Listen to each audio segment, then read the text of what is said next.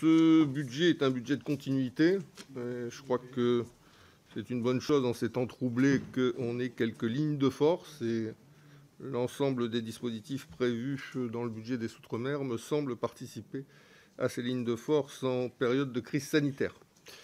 Je tiens à souligner également la solidarité exceptionnelle dont l'État a fait preuve à l'égard de ces collectivités lointaines qui sont émancipées, puisque, en ce qui concerne notamment la Nouvelle-Calédonie, à l'exception des compétences régaliennes, toutes les autres compétences sont exercées par le pays à un degré moindre en ce qui concerne la Polynésie française, mais qui n'est pas très loin non plus.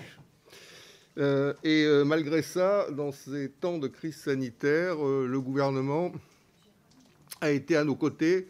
Il a été à nos côtés dans le domaine de la lutte contre l'épidémie, au travers de l'envoi de vaccins, de tests, de personnel de la réserve sanitaire nationale, qui sont venus prêter main forte à nos personnels médicaux, près de 300 personnes au total. Il a été à nos côtés en matière économique, puisque c'est 25 milliards de francs CFP qui ont été attribués dans le cadre des PGE à 1500 entreprises calédoniennes. C'est 3 milliards de francs CFP au titre du Fonds de solidarité à 6500 entreprises calédoniennes. Donc, dans un domaine de compétences du pays, l'État a été là. Et puis, il a été à nos côtés également au plan des institutions, puisque les dépenses sanitaires pour un petit pays de 270 000 habitants ont eu du mal à être assumées. Et l'État, en 2 temps, avec une aide de 82 millions d'euros d'abord, de 40 millions d'euros annoncés par le ministre à l'occasion de son déplacement en Nouvelle-Calédonie, est venu seconder les institutions pour leur permettre d'assumer une conjoncture extrêmement difficile.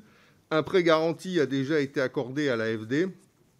La garantie de l'État a déjà été accordée à un prêt AFD. Un second prêt, comme l'a dit le ministre, est en cours de préparation, d'échange.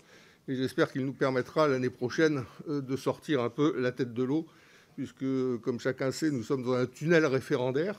Ça fait 3 référendums en 3 ans. Donc on n'a fait que des campagnes électorales avec des provinciales au milieu. Donc la dynamique démocratique ne s'est pas accompagnée d'une dynamique économique, puisque nous avons perdu 9000 habitants au passage. Des Calédoniens qui, face à cette période d'incertitude, ont décidé de partir. Donc c'est aussi l'enjeu du dernier référendum et la nécessité de jeter un œil vers un avenir peut-être plus serein.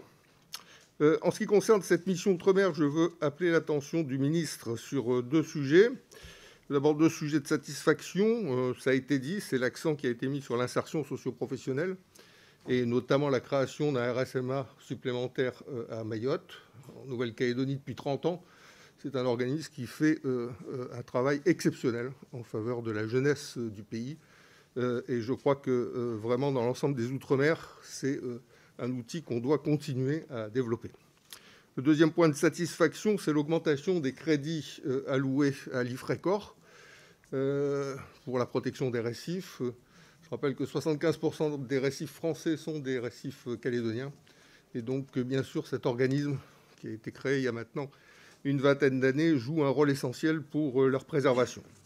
Enfin, je souhaite appeler l'attention du ministre sur 3 sujets qui nous posent quelques petites difficultés. Le premier concerne la continuité territoriale. Il y a quelques années, 11 000 Calédoniens bénéficiaient de ce dispositif. Aujourd'hui, ils sont 1100.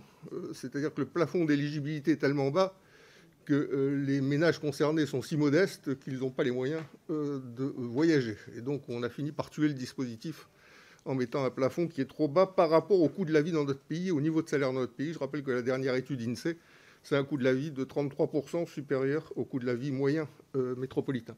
Donc le plafond d'éligibilité, ça ne se pose pas que pour la Nouvelle-Calédonie, ça se pose pour les collectivités du Pacifique et pour la Polynésie également, doit être revu eu égard au coût de la vie extrêmement plus important qu'en France métropolitaine.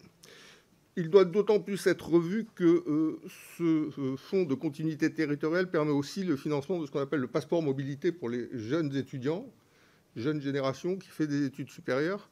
Or, pour faire des études supérieures et bénéficier de ce passeport mobilité, il faut être boursier. Et là aussi, eu égard au plafond d'éligibilité, on a en Nouvelle-Calédonie 27% d'étudiants boursiers. La moyenne nationale, c'est 38%. Et la moyenne des collectivités ultramarines, c'est 63%. Donc, je ne pense pas qu'on soit aussi riche que ça, qui nous permette d'avoir aussi peu de boursiers que ça. Et là aussi, le même problème se pose, c'est celui du plafond d'éligibilité avec l'exclusion qui entraîne l'exclusion, puisque comme tu n'es pas boursier, tu ne bénéficies pas du passeport mobilité. Donc c'est vraiment un sujet qu'on aborde depuis 5 ans, qui fait du surplace, celui-là, hein, et n'avance pas du tout, même si la ministre de l'Enseignement supérieur a déclaré en séance publique que c'était invraisemblable. Après ce constat partagé, on n'a pas vu de solution utile. Donc on aimerait bien sur ce sujet-là pouvoir avancer également. Enfin, dernière chose, et je m'arrêterai là, ça ne relève pas de la mission Outre-mer, mais c'est le sujet, à l'occasion du sommet de Glasgow, on a un fonds qui est le fonds Advenir, qui a été renforcé il y a peu, dans le cadre d'une déclaration du président de la République d'une enveloppe de 100 millions d'euros. Là aussi, c'est un fonds qui permet de favoriser le déploiement d'infrastructures de recharge des véhicules électriques. Je m'adresse donc à l'ancien ministre. Voilà, et si les collectivités françaises du Pacifique pouvaient être admises à ce fonds, ce serait vraiment très utile. Nous aussi, on veut poursuivre l'action que nous avons engagée dans le domaine de la transition énergétique. Merci.